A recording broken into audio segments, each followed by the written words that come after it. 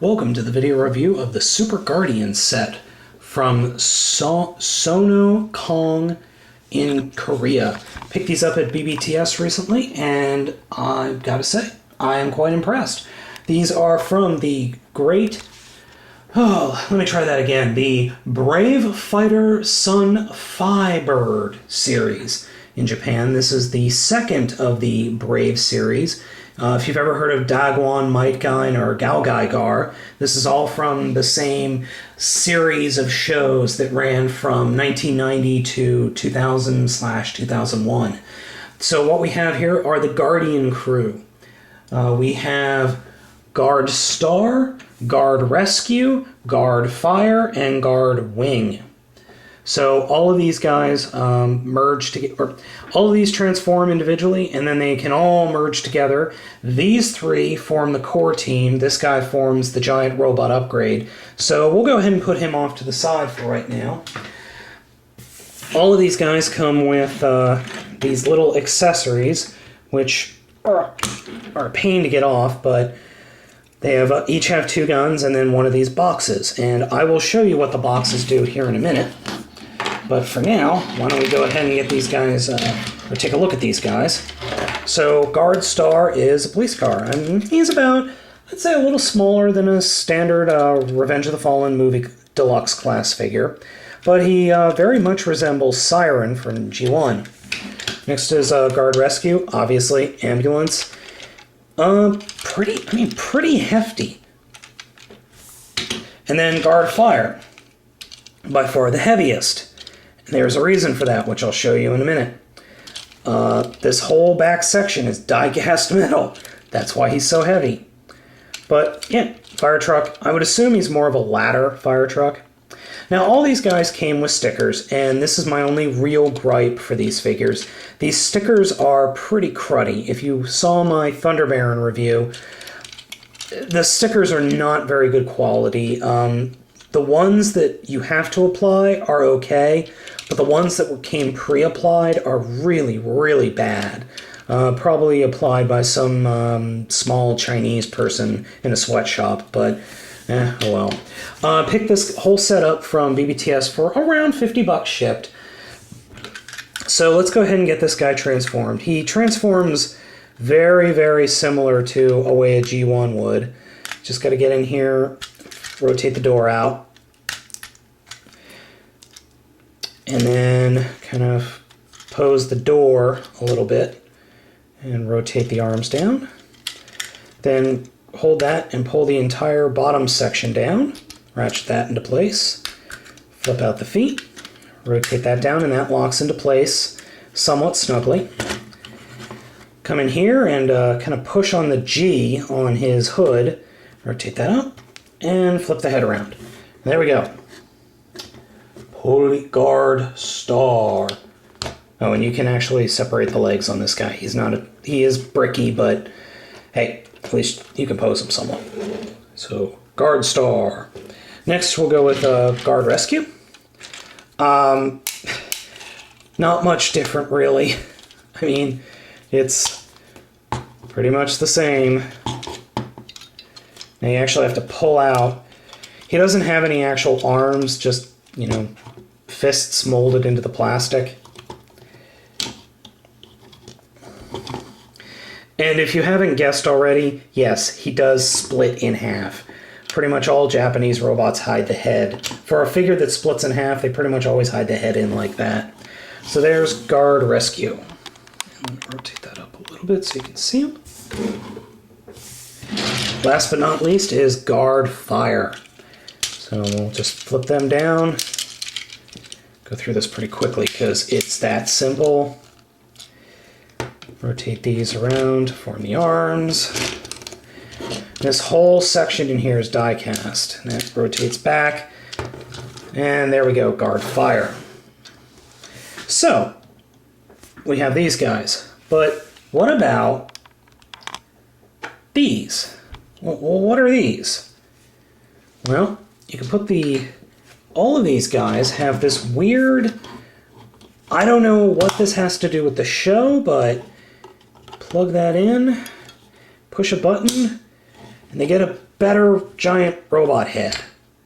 I have no idea what purpose this serves in the show. I have never seen the show, but maybe it's kind of like a...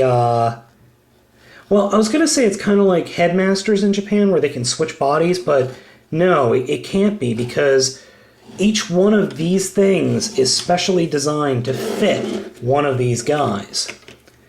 So we got this one. It flips over.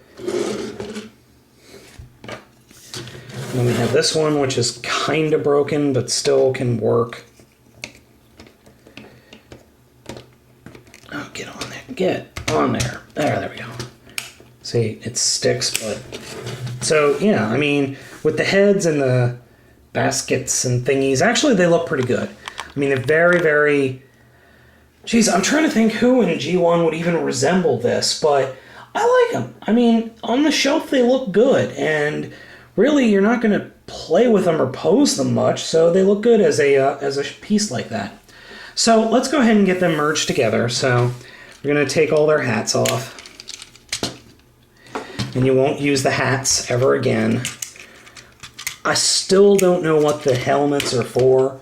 I haven't even been able to find that out on Wikipedia because the Fighbird, Fighbird, section doesn't exist. So we have to actually return them to vehicle modes before we can do this.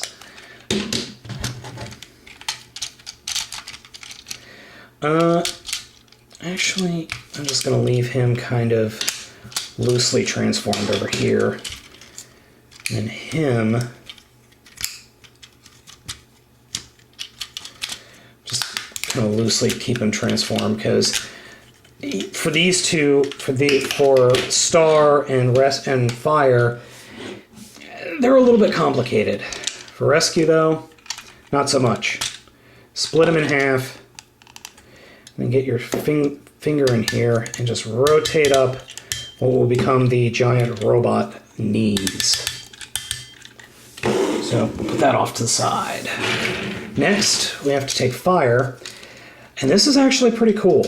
This is by far the most complicated transformation in this on these guys.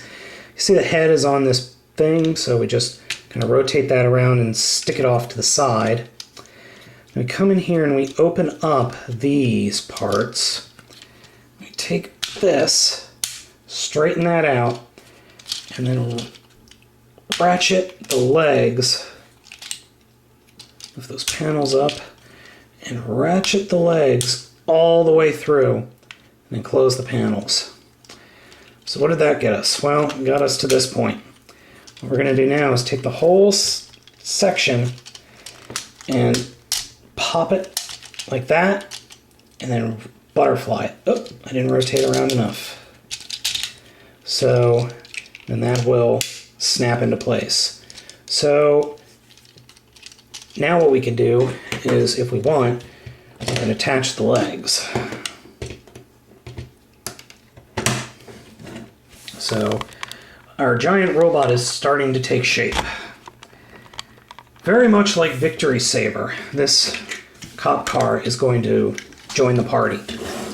So what we do with this is we're actually going to leave it up, put it like this, and then rotate the robot arm, the little robot arms in or down like this. This is important because they will slide into these holes on this chassis bit right here. And then these pegs will go plugging into the robot. And it just takes a little bit of finagling, getting some of the stuff out of the way. And I mean, this is really easy. I mean, we're not talking Super Sentai easy, but this goes together pretty easily, which is nice. So there we got that plugged in. We still have a police car up like this. So what we do is we fold it down like that. And then we come in here, rotate the police bit siren parts down. You can then fold out the giant robot head. That rotates down like this, and it's supposed to snap into place completely. Does on the one side, doesn't on the other for mine for some reason. I'm going to just take the police car back, rotate it up, And that holds everything into place. And this is what's called, I believe, Guardian. And honestly, he looks pretty cool.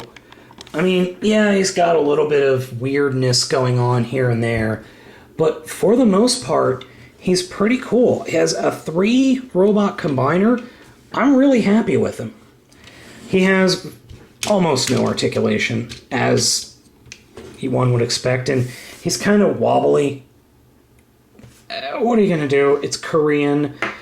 It's not a Chinese knockoff, but it is actually very stable for what I was expecting this to be. A lot floppier. It is not nearly as floppy as I thought it would be. And it actually looks pretty cool. The giant robot fists, yeah, they're kind of just modeled into the back of the Fire one. But it's an interesting transformation. It's actually pretty satisfying. So, taking this guy, moving him off to the side, let's take a look at Guard Wing. Now, Guard Wing is interesting. I have no idea what he's supposed to be. He's obviously something that flies, and just for me looking at it, I think, oh no, he's one of these, you disassemble him and then reassemble him, like the Apex armor for Power Master Prime. Yeah, that's pretty much the way it goes. So, just take the front, rip up the entire top. Oh look, giant robot head. Now this will actually just pop that off, pull the tail off, and these 4 pieces will merge back into a robot mode.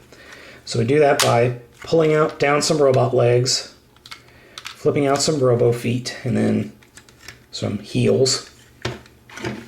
Get your finger in here with your nail and then rotate up the head. Rotate that up. Okay, base robot done. Now we add all the kibble. The plain nose cone goes there. This entire section snaps back into the same place it did in vehicle mode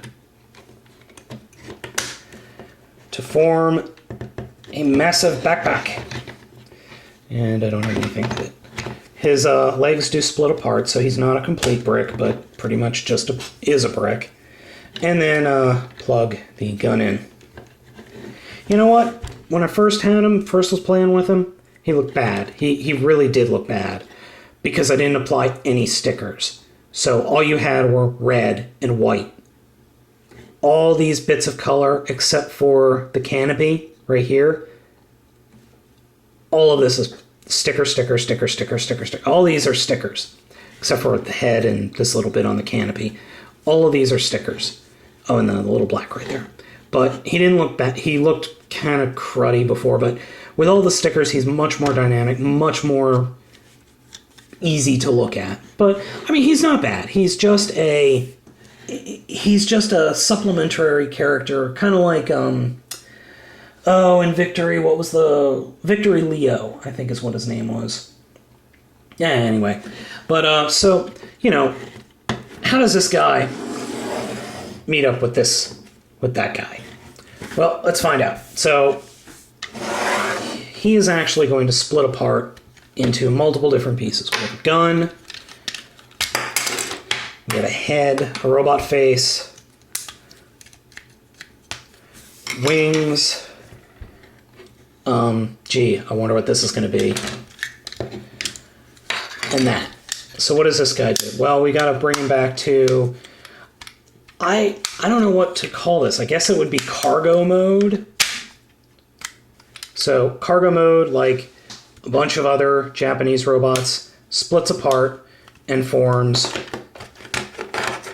shoes. So there we go. We got feet, we got shoes. So you just got to get it lined up. And believe it or not, getting it lined up is a little bit trickier than you might think because there's a little tab here on the tip of the foot that needs to go into this hole. If it doesn't, you won't get anything lined up. Oh, and the other thing, for the robot, flip out these feet. I forgot to do that. That actually adds some stability so he's not back heavy. So we'll just get that. Get that. Oh, jeez, it sounds like I'm breaking the damn thing.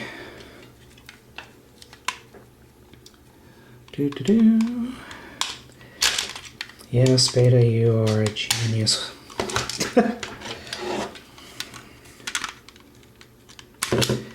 There we go.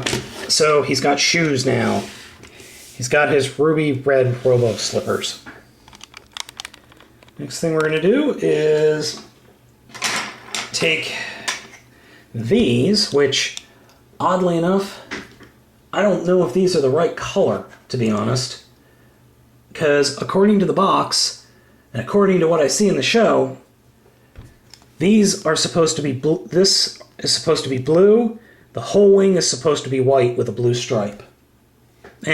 Whatever. So, where do these plug in? Well, you kind of have to move the fire guy's arm a little bit and peg them in right there.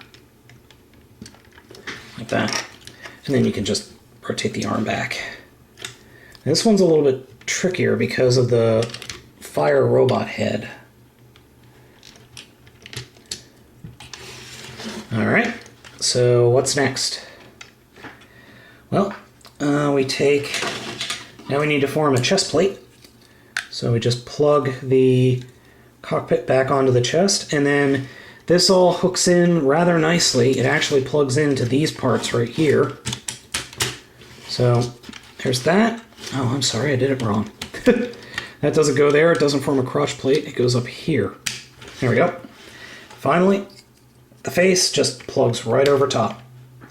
And then he gets the gun. And there we have Super Guardian. And I gotta admit, I am rather impressed with Super Guardian. Yeah, he isn't super special, but hey, I've never had this figure. I've never had a figure like this. I just wonder how, in the world of robots, adding a chest plate makes you more powerful. I've never understood that. But hey, it's Japan, whatever. Maybe there's a power plant in that chest plate, or a structural integrity field, or phasers, or any other random Star Trek technobabble. But I'm rather impressed with him. I rather like him, like I said. The entire collection was about $50. And honestly, I really think money well spent. I knew I wasn't going to get a hold of this guy unless I paid a ton of money on eBay. And you have to remember, this guy came out in 1991. So we're talking almost 20 years. I mean, we're talking at least 15 years. And the Brave series, for some reason, outside of Japan, you just can't get these figures. So Sono Kong, I thank you, and I strongly recommend this figure.